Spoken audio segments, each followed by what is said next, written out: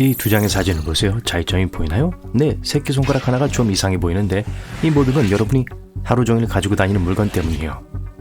만약 여러분 새끼손가락이 이렇게 생겼다면 지금 위험한 상태예요.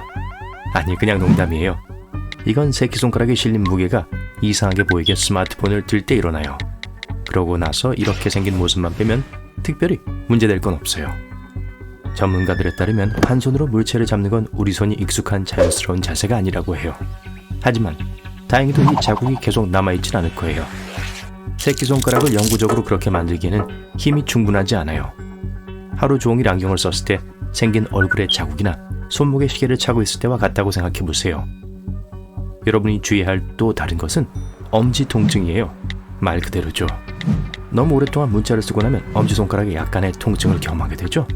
이 현상은 사실 80년대부터 있었지만 게임 엄지로 알려져 있었어요. 비디오 게임을 너무 많이 하는 아이들이 엄지손가락이 아플 거라는 두려움에 휩싸였고, 이게 문자 메시지가 인기를 끌기 시작한 2000년대까지 발전했어요. 누군가 내 손가락은 다 엄지야 라고 말했다면 그게 자신이 서툴다는 걸 의미했던 거 기억나세요? 이젠 문자 메시지를 아주 빠르게 보낼 수 있다는 걸 의미할지도 몰라요. 문자를 너무 오랫동안 쓴 후에 손가락에 한 곳이 걸리는 방아쇠 수지라는 증상도 있어요. 손목과 손의 통증 또한 주의해야 할 사항이에요. 여러분에게 영구적인 영향을 미칠 수 있는 건 없지만 여러분이 스마트폰을 필요 이상으로 오래 쓰고 있다는 신호일 거예요. 지난 10여 년 동안 전화기는 우리의 일상생활에 점점 더 많이 가까워지고 필요하게 되었어요. 버튼이나 플립폰으로 되어 있는 오래된 휴대폰을 아직도 쓰고 있는 사람들은 다른 사람들이 분명히 이상하게 쳐다볼 거예요. 물론 사람들이 호기심으로 쳐다볼 스마트 플립폰을 사용하지 않는다면 말이죠. 스마트폰은 아마도 여러분이 아침에 제일 먼저 잡는 것일 거예요. 거짓말하지 마세요. 그건 아마도 아침 알람이 여러분 폰에 있기 때문일 거예요. 엄지 통증과 우리의 손과 손목에 물리적인 영향을 미칠 수 있는 다른 것 외에도 이 놀라운 기기들에는 어두운 면이 있어요. 연구에 따르면 자기 직전에 휴대폰을 확인하는 게 다음날 생산성에 영향을 미칠 수 있다고 해요. 친구들은 휴가를 보내고 있거나 유튜브에서 멋진 밝은 면 영상을 보고 있을 때 여러분은 그 친구들의 피드를 탐색하는데 너무 몰두하느라 수면 습관에 영향을 받을 수 있어요. 주의 경고문.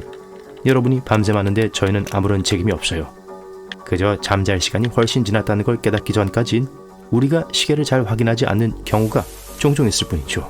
스마트폰이 있기 전에는 컴퓨터가 있었어요. 제 말은 컴퓨터가 오늘날에도 여전히 존재하지만 필요한 모든 종류의 정보를 얻기 위해선 가까운 데스크톱으로 이동해서 모뎀을 부팅하고, 제 나이 나오죠?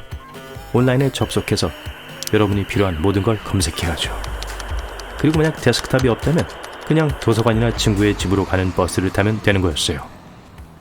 여기서의 공통적인 요소는 정보를 얻기 위해선 물리적으로 일어나서 목적지로 가야 한다는 것이었어요. 정보를 얻기 위해선 물리적으로 일어나서 목적지로 가야 한다는 거였어요.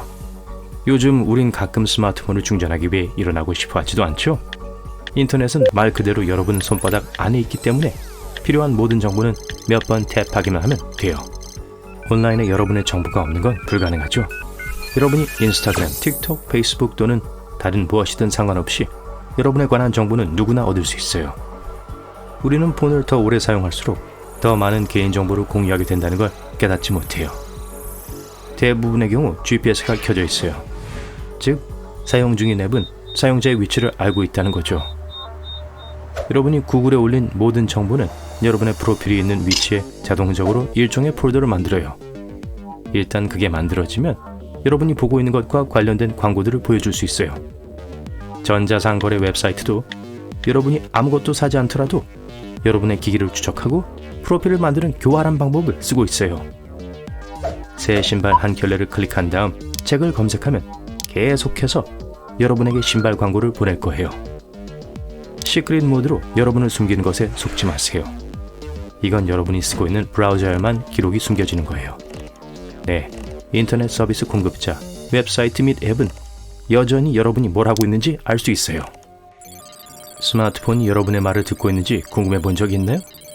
여러분은 앉아서 친구들과 뭔가에 대해 이야기를 하고 집에 갔는데 여러분이 이야기했던 바로 그것에 대한 광고가 보여요. 뭔가 익숙한 것 같나요? 우선 여러분의 마이크가 켜져 있어서 여러분이 말하고 있는 걸 메모하고 있기 때문은 아니에요. GPS가 활성화되어 있기 때문에 웹사이트와 앱은 여러분은 관심 없는 것에 관심을 가질 수 있는 사람들과 물리적으로 함께 앉아 있다는 걸 알고 있어요. 예를 들어 여러분은 친구들과 체육관에 등록하는 것에 대해 이야기하고 있을지도 몰라요. 여러분은 피트니스에 관한 어떠한 것도 검색하지 않았을지도 모르지만 여러분의 친구가 체육광이네요. 모든 폰에는 활성화되어 있는 GPS가 있고 여러분이 같은 위치에 앉아 있다는 것도 알고 있어요.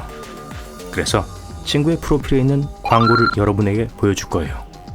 또 페이스북 친구이거나 틱톡이나 인스타그램에서 서로 팔로우되어 있을 때도 도움이 돼요. 소셜미디어 생활 밖에서 여러분이 뭘 하는지 몇 초마다 아는 건 아니에요. 여러분이 새로운 휴양지를 찾기 위해 웹을 검색하는 동안 페퍼로니 피자를 먹고 있다는 건 모를 거예요. 추적자들이 여러분의 정보를 가져오지 못하게 하는 가장 좋은 방법 중 하나는 특정 계정을 등록하거나 구독할 수 있는 더미 전자메일 주소를 사용하는 거예요.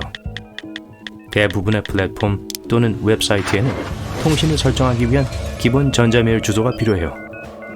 하지만 다른 것들은 여러분의 전화번호, 집 주소, 생년월일을 물어볼 거예요. 뭔지 알겠죠? 그리고 쓰는 동안 서로 다른 인터넷 활동을 위해 두 개의 개별 브라우저를 사용할 수 있어요. 이것 또한 검색 기록, 캐시 및 쿠키를 자주 비우는 데 도움이 될 거예요. 쿠키는 맛있죠? 여러분의 웹사이트에 들어간 후 브라우저에 저장되는 작은 데이터 조각이기도 하죠. 일단 입력한 웹사이트가 언어 기본 설정, 전자메일 저장 및 기타 탐색과 같은 동일한 설정을 자주 사용하도록 설정했다는 걸 알게 되면 그걸 저장해서 다음에 웹사이트에 접속하면 여러분이 좋아하는 그대로를 보여줄 거예요. 쿠키가 꼭 나쁜 건 아니지만 구글과 같은 검색 엔진의 쿠키들은 추적 가능한 쿠키들을 통해 사용자의 정보를 일부 가져와서 해당 폴더에 넣어 프로필을 만들 수 있어요. 스마트폰으로 할 수 있는 일은 생각보다 훨씬 많아요. TV 리모컨을 잃어버렸나요? 괜찮아요. 안드로이드 폰이 있다면 스마트폰을 보편적인 리모컨으로 바꿔준 앱을 다운로드할 수 있어요. 이건 에어컨과 적외선이 있는 모든 것에도 효과가 있어요. 우리의 스마트폰에는 적외선이 내장되어 있어서 쉽게 일반적인 리모컨 역할을 할 수 있어요. 우린 우리가 주머니에 미니 컴퓨터를 넣고 다니고 있다는 걸 깨닫지 못하고 있어요. 10여 년 전만 해도 전화기, 계산기, GPS, 컴퓨터, CD 플레이어, 지갑 그리고 백팩에 들고 다닐 수 있는 모든 것들이 여러분의 손에 딱 맞는 하나의 장치로 함께 합쳐져 있다고 상상해 보세요. 일부 삼성 모델에서는 폰을 모니터에 연결해서 윈도우 바탕 화면처럼 쓸 수 있게 해줘요. 모니터에 연결되어 있을 때 덱스 모드를 누르기만 하면 작업 완료예요. 블루투스 마우스와 키보드를 연결해 작업을 시작할 수 있어요. 많은 앱이 제대로 작동하고 경우에 따라선 데스크톱을 완전히 대체하기도 해요. 전문가들에 따르면 2030년 이후의 스마트폰에는 포트나 버튼이 없을 수도 있다고 해요. 그냥 화면만 있는 얇은 사각형 블록일 거예요. 폰들은 이미 헤드폰 잭을 없애고 무선 충전을 도입하고 있지만 포트가 없다고 해서 스마트폰이 100% 방수가 된다는 걸 의미하지 않아요. 미래 스마트폰의 주요 판도로 바꾸는 것은 인공지능이나 AI의 활용이에요. 전 인공지능을 몇 년간 써오고 있어요. 여전히 진짜를 바라고 있어요. 현재 구글과 아마존에서 사용되고 있기 때문에 인공지능 기술이 낯설지는 않지만 그때가 되면 훨씬 더 발전되고 복잡해질 거예요. AI의 음성은 마치 실제 사람과 대화하는 것처럼 느껴질 정도로 인간적이게 될 거예요. 그 AI 음성이 적절한 인간의 언어 패턴을 학습해 이렇게 들리지 않게 될 거예요. 한 가지 확실한 것은 한동안 스마트폰이 사라지진 않을 거란 거예요.